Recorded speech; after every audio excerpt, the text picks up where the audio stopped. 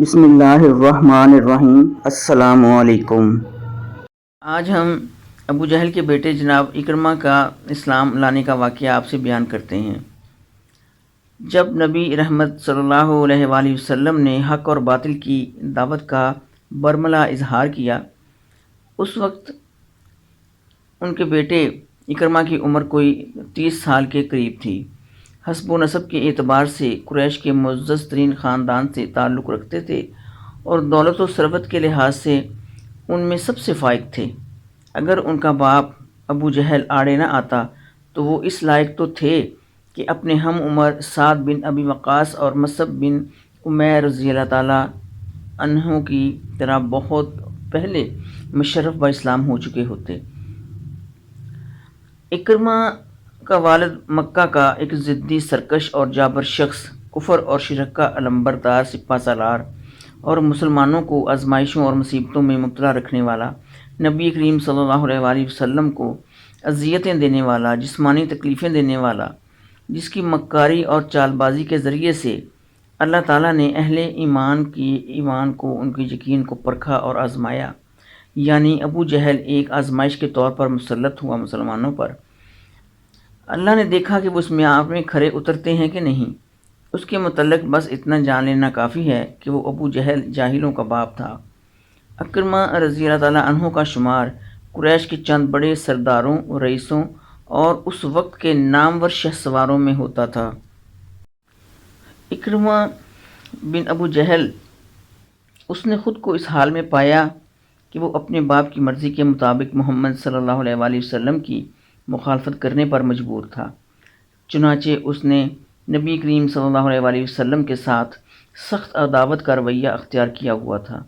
ان کے ساتھیوں یعنی صحابہ کرام کو دردناک سزائیں، فزیکلی ان کو سزائیں اور اہل اسلام پر ایسی لرزہ خیز تکلیفیں انہوں نے دیں کہ اس کے باپ کی آنکھیں ٹھنڈی ہو گئیں۔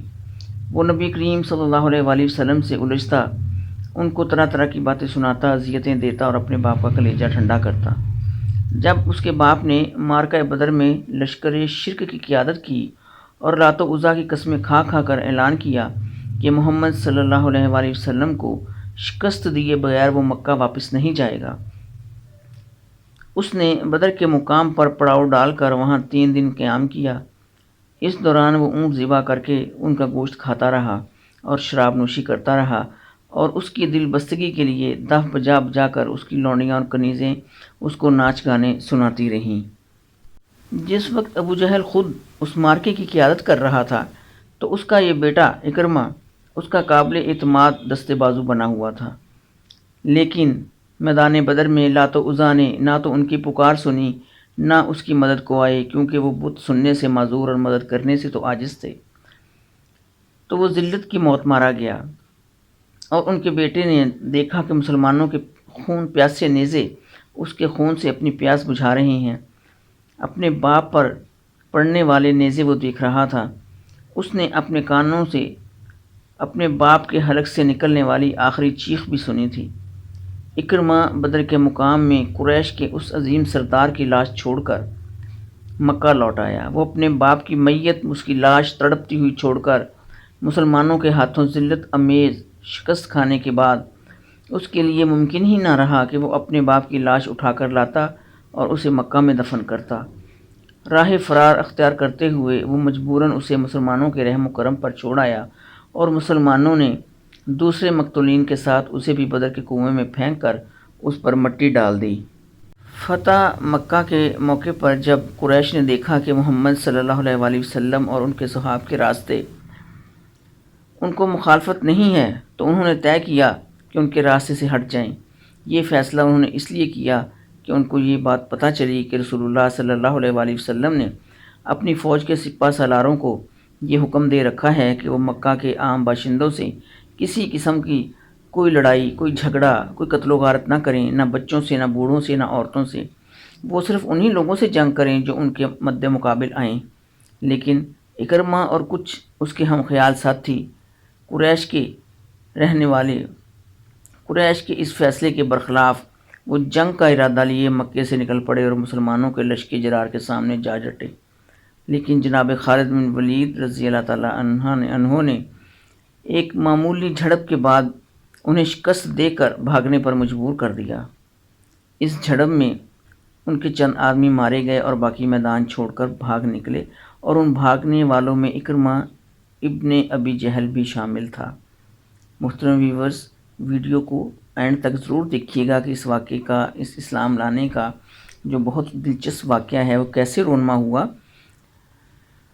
تو اس وقت وہ سخت حیرانی اور وحشت سے دوچار اکرمہ اہل مکہ کے مسلمانوں کے سامنے شرمسار ہو جانے کے بعد اس کے لیے وہاں کوئی جائے پناہ نہیں رہ گئی تھی۔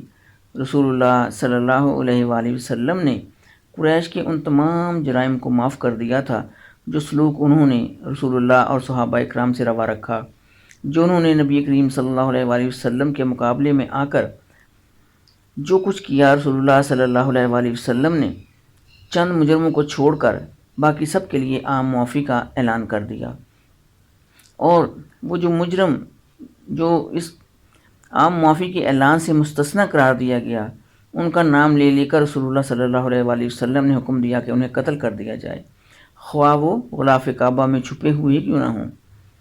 ان لوگوں میں اکرمہ ابن ابی جہل کا نام ٹاپ آف دی لسٹ تھا، اس لیے اپنی جان کے خوف سے وہ چھپ کر مکہ سے نکلا اور یمن کی طرف چل پڑا۔ حالانکہ وہ خانہ کعبہ کے غلاف میں چھپا ہوا تھا، اس لیے کہ وہاں کسی کو قتل کی اجازت نہیں تھی، لیکن رسول اللہ نے فرمایا کہ جو اتنے جابر، اتنے سرکش اور اتنے جاہل ہیں، ان کو قتل کرنا ہے، اور اس کا نام بھی شامل تھا قتل ہونے والوں میں۔ اس کے علاوہ کسی جگہ سے اسے پناہ ملنے کی امید نہیں سی، تو وہ حبشہ کی طرف سفر کرنے لگا۔ اسی اثنا میں اکرمہ کی بیوی ام حکیم اور ہند بنت عتبہ اور دوسری عورتوں کے ساتھ نبی کریم صلی اللہ علیہ وآلہ وسلم سے بیعت کرنے کے ارادے سے آپ کی قیامگاہ پر پہنچ گئیں۔ جب وہ آپ کی قیامگاہ پر پہنچیں تو اکرمہ کی بیوی ام حکیم نے پہلے تو اپنے اسلام کا اظہار کیا، پھر یوں گویا ہوئی: اے اللہ کے رسول صلی اللہ علیہ وآلہ وسلم، اکرمہ اس خوف سے بھاگ گیا ہے کہ آپ انہیں قتل کر دیں گے۔ اے اللہ کے رسول صلی اللہ علیہ وآلہ وسلم، آپ انہیں امان بخش دیں، اللہ آپ کو امان دے گا۔ نبی کریم صلی اللہ علیہ وآلہ وسلم نے اس کی درخواست سن کر ارشاد فرمایا: اکرمہ بن ابی جہل کو امان دی جاتی ہے۔ شوہر کی جان بخشی کا اعلان سن کر ام حکیم رضی اللہ تعالی عنہا اسی وقت اپنے رومی غلام کو ساتھ لے کر اپنے شوہر کی تلاش میں نکل پڑیں۔ جب وہ چلتے چلتے دور نکل گئے تو دوران سفر میں غلام کی نیت ام حکیم پر خراب ہوئی اور اس نے ان کے اوپر ڈوڈے ڈالنا شروع کر دیے۔ وہ اسے امید دلاتی ٹالتی ہوئی عرب کے ایک قبیلہ میں پہنچ گئیں۔ وہاں پہنچ کر اہل قبیلہ سے مدد کی طالب ہوئیں۔ اہل قبیلہ نے غلام کو اپنے پاس قید کر دیا اور ام حکیم رضی اللہ تعالی عنہا نے تنہا اپنے شوہر کی تلاش میں سفر جاری رکھا اور آخر کار تہامہ کے علاقے میں سمندر کے کنارے اکرمہ کو پا لیا۔ اکرمہ اس وقت وہ ایک مسلمان ملاح سے گفتگو کر رہا تھا کہ وہ اسے اس پار پہنچا دے، مگر ملاح اس بات پر اصرار کر رہا تھا کہ پہلے تم اخلاص کرو، یعنی اخلاص کا اظہار کرو، میں تب تم کو اس پار لے کر جاؤں گا۔ تو اکرمہ نے پوچھا کہ میں اپنے اس اخلاص کا اظہار کس طرح کروں؟ تو ملاح نے کہا کہ تم کہو: اشہد ان لا الہ الا اللہ و اشہد ان محمد عبدہ و رسولہ۔ اکرمہ نے جواب دیا کہ اسی کلمے سے بھاگ کر تو میں یہاں آیا ہوں۔ ابھی ان دونوں کی گفتگو کا سلسلہ جاری تھا کہ ام حکیم رضی اللہ تعالی عنہا نے اکرمہ کے پاس پہنچ کر ان سے بولی کہ میرے ابن میں تمہارے پاس سب سے افضل، سب سے نیک اور سب سے اچھے انسان کی طرف سے آئی ہوں۔ میں تمہارے پاس محمد بن عبداللہ صلی اللہ علیہ وآلہ وسلم کی طرف سے آئی ہوں۔ میں نے ان سے تمہاری جان بخشی کا وعدہ لے لیا ہے، تم اپنی جان کو ہلاکت میں نہ ڈالو۔ اکرمہ نے پوچھا: کیا تم نے خود ان سے بات کی ہے؟ اس نے جواب دیا: ہاں، میں نے خود بات کی ہے اور انہوں نے تم کو امان دے دی ہے۔ ام حکیم اپنے شوہر کو برابر اطمینان دلاتی رہیں، ان کو ان کی جان بخشی کا یقین دلاتی رہیں، یہاں تک کہ وہ مطمئن ہو گیا اور اس کے ساتھ واپس چل پڑا۔ دوران سفر میں جب وہ دونوں میاں بیوی ایک منزل پر رکے تو اکرمہ نے بیوی سے اپنے میاں بیوی کا تعلق قائم کرنے کی خواہش کا اظہار کیا، لیکن انہوں نے سختی سے انکار کرتے ہوئے کہا کہ میں ایک مسلمان عورت ہوں اور تم ابھی مشرک ہو۔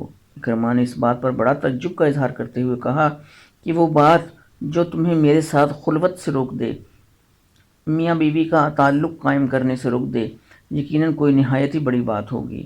جب اکرمہ مکے کے قریب پہنچا تو رسول اللہ صلی اللہ علیہ وآلہ وسلم نے صحابہ اکرام رضی اللہ تعالیٰ عنہم سے فرمایا، اکرمہ بن ابو جہل بہت جلد ایک مومن اور مہاجر کی حیثیت سے تمہارے پاس پہنچنے ہی والا ہے۔ اس کے باپ کو برا مت کہنا، مردے کو برا کہنے سے زندہ کو اذیت پہنچتی ہے اور میت کو اس کی خبر بھی نہیں ہوتی۔ اس کے تھوڑی ہی دیر بعد اکرمہ اپنی بیوی ام حکیم رضی اللہ تعالیٰ عنہا کے ساتھ رسول اللہ صلی اللہ علیہ وآلہ وسلم کی مجلس میں پہنچ گیا۔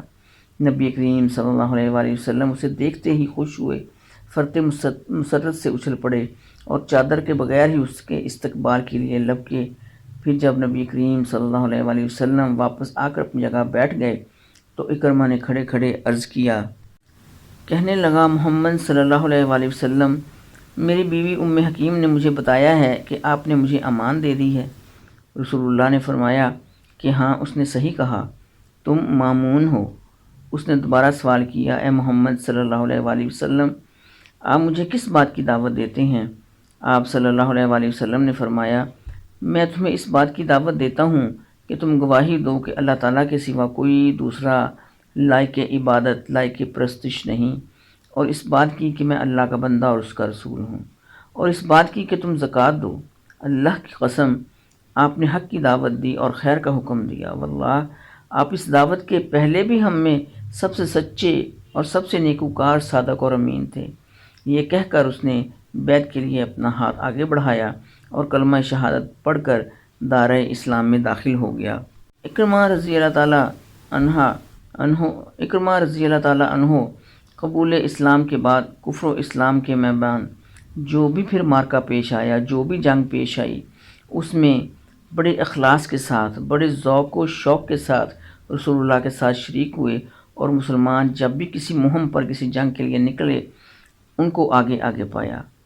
مارکہ یرموک میں تو جناب اکرمہ رضی اللہ تعالیٰ عنہ میدان قتل کی طرف اس طرح لپکے تھے، اللہ نے ایسی ان کو ہدایت دی، ایسی محبت دین کی اور رسول اللہ کی ان کے دل میں ڈالی، تو وہ اس طرح لپکے میدان قتل کی طرف جیسے کوئی تشنہ لب بہت ہی پیاسا شدید ترین گرمی میں ٹھنڈے میٹھے چشمے کی طرف، ٹھنڈے میٹھے پانی کی طرف لپکتا ہے۔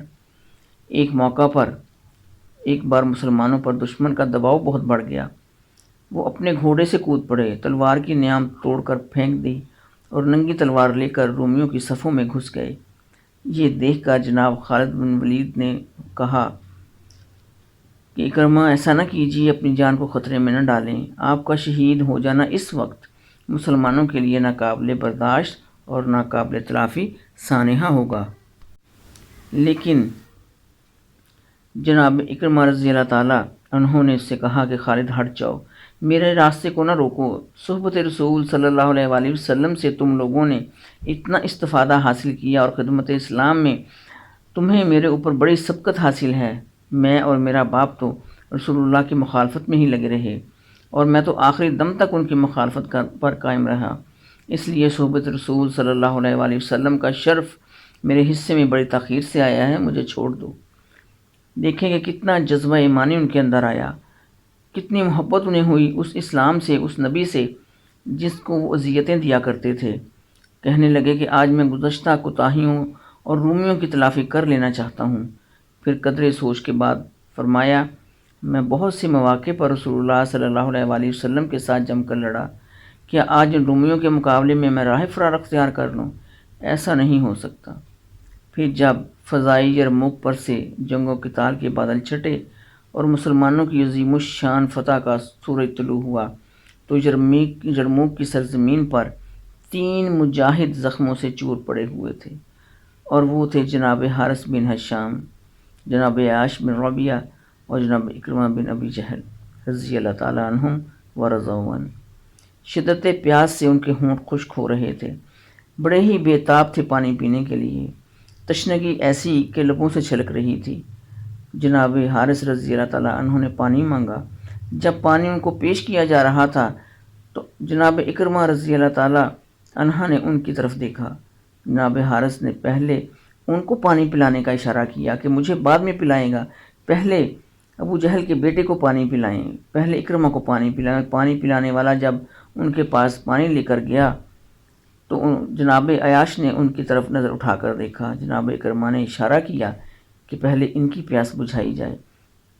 اتنی سخت پیاس کے باوجود وہ تینوں صحابی ایک دوسرے کی پیاس بجھانے پر اصرار کر رہے تھے، اور جب پانی پلانے والے ان کے قریب گئے تو دیکھا کہ وہ تو اس سے بے نیاز ہو چکے ہیں، وہ تو جنت الفردوس کو سدھار چکے ہیں۔ اور پلٹ کر وہ جب ان دو صحابیوں کے پاس آئے، اکرمہ اور شام کے پاس، تو دیکھا کہ وہ لوگ تو آب کوثر سے اپنی پیاس بجھا چکے۔ انا للہ و انا الیہ راجعون۔